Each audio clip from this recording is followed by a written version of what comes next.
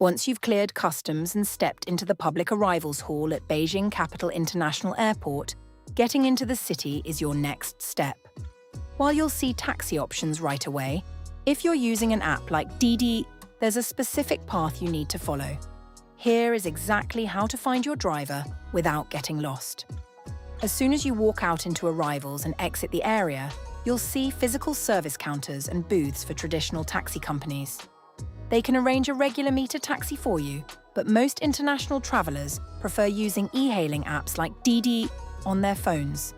If you're using an app, ignore those front counters and look up at the overhead directional signs. You are looking specifically for the signs that say e-hailing or app-based ride-hailing. Follow those e-hailing signs straight ahead.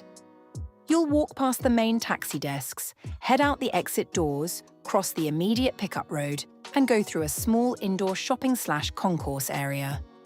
Keep following the e-hailing arrows until they lead you directly into the designated parking structure. Inside the car park, you'll reach a specific pickup zone where e-hailing drivers park up and wait.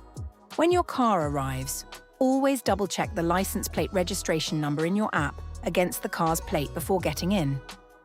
A quick tip: Chinese rideshare drivers are usually very helpful.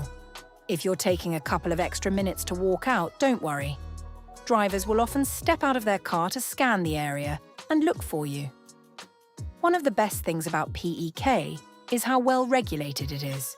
There are prominent official signs stating that it is strictly forbidden for unauthorized drivers or touts to approach or hassle passengers. That means you won't get swarmed by touts as soon as you step out, making it practically stress-free to get to your ride.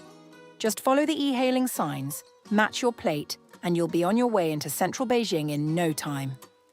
If this guide made your arrival easier, hit that like button, subscribe for more China travel tips, and drop any questions in the comments below.